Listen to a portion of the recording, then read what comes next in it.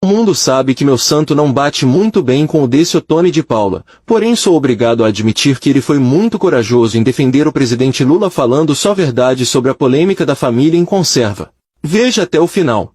Parlamentares da oposição reagiram ao rebaixamento da Escola de Samba Acadêmicos de Niterói, que homenageou o presidente Lula neste ano. Já os auxiliares do presidente avaliam que o resultado já era esperado por seu primeiro ano da escola no grupo especial. Queria que o senhor fizesse uma análise da repercussão que o senhor tem visto sobre o desfile, especificamente sobre essa ala no domingo passado. Eu só lamento a que ponto que nós chegamos no nosso país, né? Onde nós estamos discutindo uma escola de samba que naturalmente cai, como sempre as que sobem dificilmente elas permanecem nesse grupo de elite, e nós estamos agora comemorando porque caiu, porque subiu, ou seja, esse é um tema nacional agora. Então eu quero, nessa primeira ponderação, lamentar o nível de discussão que nós estamos diante de problemas tão sérios que nós estamos atravessando em nosso país. Agora, por um outro lado também, eu preciso, mesmo sendo deputado de oposição, mas dentro da minha honestidade pública, eu preciso também parabenizar de alguma forma o presidente da República. E eu vou dizer por quê.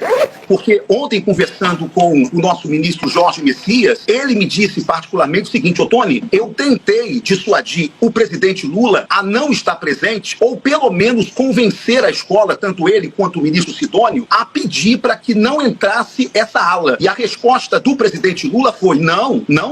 Em nome da liberdade cultural, em nome da liberdade de manifestação, eu não vou pedir isso à escola. Portanto, apesar de todas as críticas que eu já fiz, eu preciso também aplaudir o Lula pela sua coragem, mesmo sabendo que teria prejuízo pessoal, político nessa história toda, em bancar isso em nome da liberdade de manifestação cultural. Portanto, quem tem críticas a Lula, como eu tenho, uma coisa tem que admitir: ele é um democrata. E ele, mesmo diante de um prejuízo pessoal, topa o prejuízo pessoal para não chegar para a escola que iria homenageá-lo e aí dizer: ó, tira essa ala para não me prejudicar. Então, mesmo sendo um político de oposição, eu tenho que aplaudir o comportamento democrático do presidente da República. O que eu queria lhe perguntar é como construir daqui para frente uma recomposição dessa relação. A gente está falando aqui, claro, do público religioso, mas especialmente público evangélico, que já votou muito em Lula no seu primeiro e segundo mandato, votou também na última eleição. Há como recompor, afinal Lula é visto muitas vezes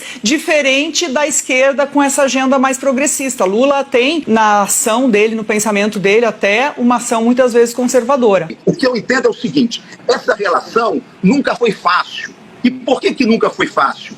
Porque criou-se uma ideia do bolsonarismo para cá, de 2018 para cá, de que a nossa luta é contra o mal. O bem está conosco e o mal está na esquerda. Deus está na direita e o mal está e o diabo está na esquerda, certo? Isso impregnou com muita facilidade em uma parte do eleitorado conservador, principalmente o eleitorado pentecostal, do qual eu pertenço. Por isso é que eu estou pagando um preço terrível quando eu digo de que a direita de que a igreja não é de direita e não é de esquerda. Eu acho que eu sou até maluco, porque na verdade eu estou indo na contramão do que o pentecostalismo pensa. Porque o pentecostalismo abraçou Bolsonaro e o bolsonarismo de uma tal forma que acha que a família Bolsonaro foi enviada por Deus para nos libertar do mal. Ok? Isso é uma inverdade, isso aí não existe. Bem, ao ponto de tudo aquilo que nós avançamos, presta atenção, Ana, todos os avanços que nós tivemos sociais, todos os avanços que nós evangélicos tivemos, foi no governo Lula. Olha que contradição. Foi no governo do PT. Marcha para Jesus, dia do pastor, dia da pastora, música gospel como manifestação cultural, etc, etc. Agora, o presidente Lula, e eu não estou aqui advogando Lula não, tá? Eu só estou querendo ser honesto. O presidente Lula fez um decreto agora, e nesse decreto ele equiparou os evangélicos às outras religiões. Qual era a nossa reclamação? Tudo que os católicos fazem é cultura.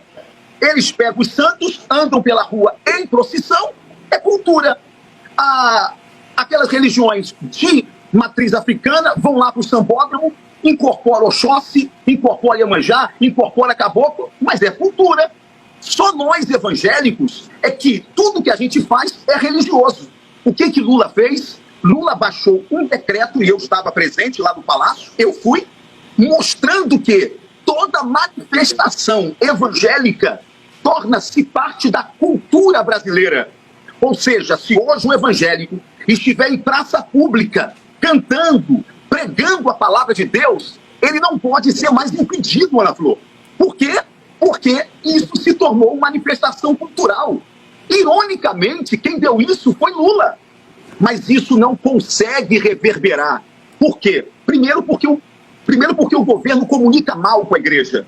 E segundo, porque é difícil você conseguir comunicar com um povo que, na verdade, entendeu que o PT é a personificação do diabo, que o PT é a personificação do mal. Houve um sequestro mental feito pela família Bolsonaro, que, na verdade, de cristãos, eles têm muito pouco, não é?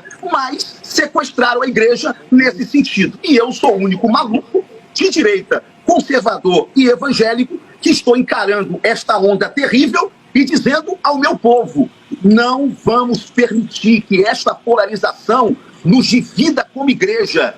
Os evangélicos sempre votaram em Lula, em Dilma, em Aécio, em FHC, em quem quisesse votar. E o nosso voto nunca foi demonizado. Por que está sendo demonizado agora? Porque esse é o fenômeno bolsonarista de 2018 para cá.